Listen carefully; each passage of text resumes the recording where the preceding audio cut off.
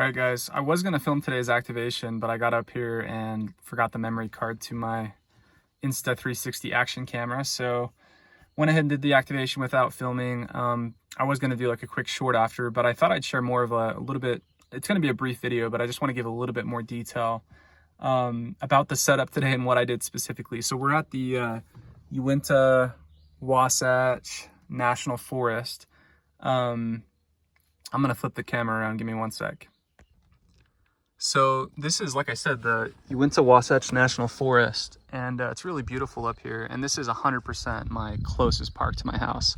If you've watched some of my videos, what was funny is I didn't realize it was a park for like 2 months because the POTA map identifier for this, in fact, when I pull up Ham 2K Polo, it'll normally locate me at the right park. This one, it says it's 113 miles away because of the POTA dot. Now, of course, you know, national forests and things like the Oregon Trail. There's all these parks all over the country that they spread. You know, there's parks in Canada that go through like 7 provinces or 6 provinces. I don't know. So it's good to be aware of national forests are parks. So go activate your national forests, and they're a lot closer to you than you might think.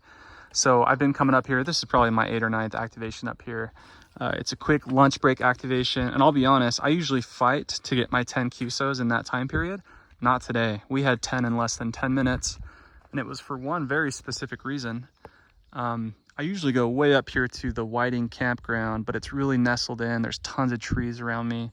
So today, because you probably can't tell, it's actually pretty clear now. It was overcast and gloomy when I got up here. So despite it being middle of the summer, I was able to kind of just park on the side of the road. Normally I have to find a tree, I've got to find shade, and then I'm kind of sweating in my truck because I have to turn my truck off. If not, I have a ton of QRM. Even with the added features on the 891, I still like to have my truck off because it's just too loud. But yeah, you know, I've had a ton of propagation issues in this canyon when I'm up at Whiting Campground. But today I was like, you know what? This looks like a nice little valley.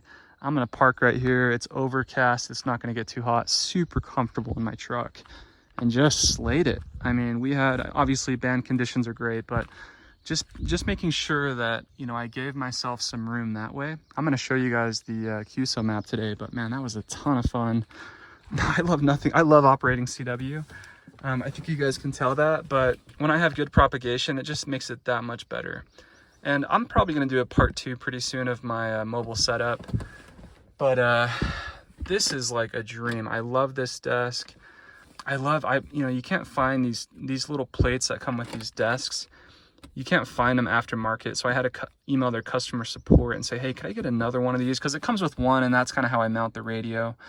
You'll notice I have my N3ZN key. This is, like I've mentioned, this is my favorite key for my truck, and it's really just this $10 magnet option that Tony sells with it. I can just abuse this thing. But last couple activations, so last night at Hobble Creek, and then today, I am on my Sir Kobo. This is my key from Japan. He's got my serial number and my call sign on there. Love that. But you'll listen, just magnets. And this thing is rock solid. This might be, as far as like touch goes, the feel of this wood. This is like a wood paddle. The video doesn't do it justice. Man, it's just smooth as butter. And I was sending on that today. But I love that it's magnet, or it's metal, so I can just throw, you know, I've done some stuff with my CW Morse, but literally any of my keys, if they have a magnet underneath, you know, I can just throw them on here and activate. So again, wanted to do a brief video, but was really excited to just come find a good spot in the canyon where I wasn't going to sweat to death. Had great propagation, and wanted to show you guys the propagation map. So I'm going to end the video with the QSOs and the propagation map, but it's one of my favorite maps so far, and you'll see, just because I dotted almost the entire country, up and down the East Coast, through the Midwest. I got a couple. What was really funny is my friend Brent, KJ7RPL, I got him on 10 meters, 28 megahertz, which was so funny. It must have been some type of NVIS on 10 meters to him. But got a couple people, California, Oregon, British Columbia. You guys will see the map. But yeah, I wanted to film just a really brief video of the activation today. I hope when I say that, oh, I dotted up and down the East Coast, got a ton of QSOs, I hope you guys understand that that's from a place of gratitude. I appreciate so much the people that hunt me, the people that are involved in this hobby. I am just having the time of my life getting to go out and do this. This is literally just a quick lunch break for me. I'm in and out in under an hour up here, and it's fun when I'm able to do so with a ton of QSOs. Normally I'm fighting for 10. So thanks so much for hunting me today if you did, and I'll see you guys next time. 73.